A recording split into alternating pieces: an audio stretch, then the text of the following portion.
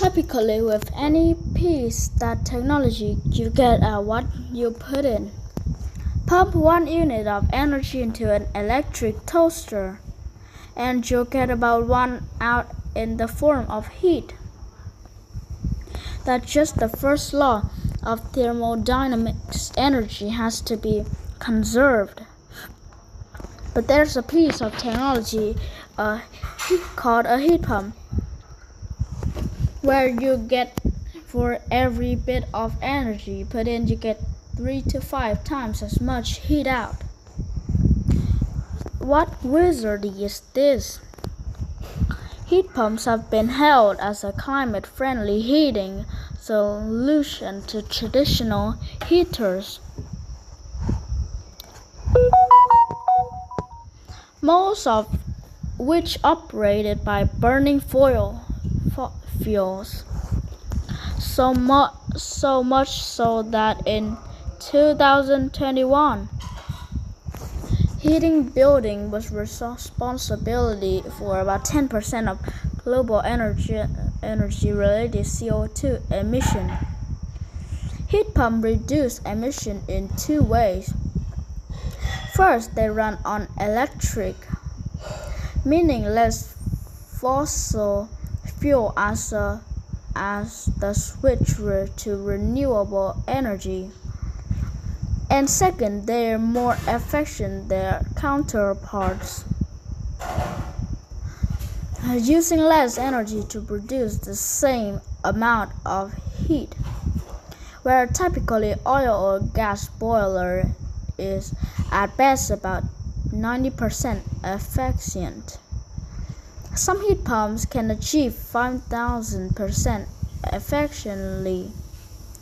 Heat pumps rely on the same technology as air conditioners, and in fact, they often double as air conditioners, heating your home in the winter and cooling in the summer.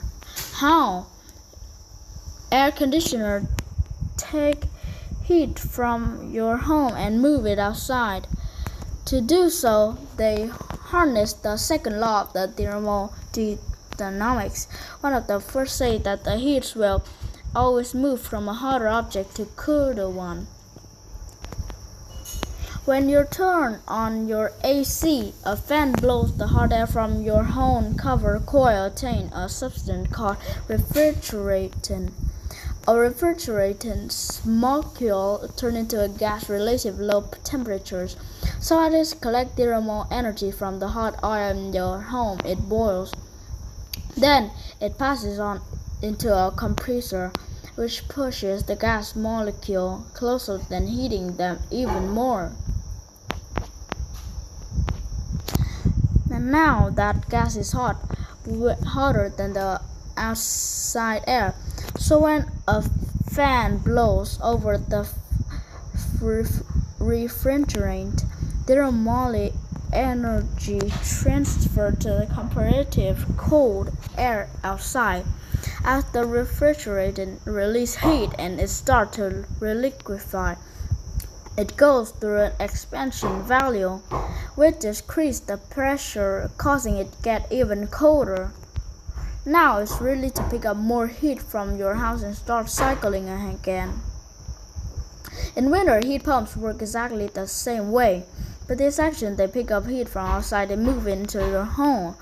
Of course, it's sometimes freezing outside when you want to use your heater, but the air doesn't need to be warm. It just needs to be warmer than the refrigerant to transfer its heat. As this sounds great, but for now, these are some drawbacks to this technology. First, refrigerants can be potent greenhouse gases. High refrigerant are some of the most popular refrigerants. But a single hydrofluoric carbon molecule can have 200 times the global warming impact of CO2. One used the refrigerant say contain an enclosed loop. But when heat pumps, ACs, and refrigerators are importantly installed or thrown in landfills, the refrigerant can leak out. So scientists are trying to create new refrigerants that are better for the environment. Also, the colder it is outside, the less efficient an air-to-air heat pump will be. Nevertheless, over half of the buildings in icy Norway use heat pumps. Some people have opted for under the ground, which stays more constantly warm rather than heat from the air. Finally, there's the cost. In the US, installing a heat pump usually costs several $1,000s. Though some people need more powerful systems, depending on the size of their home and the temperature in winter. Often there's only a little more expensive than installing a new AC system. A heat pump can save money and utilities in the long run. But replacing a work system requires an upfront investment that a lot of people just don't have. Still, as the risks of climate change loom,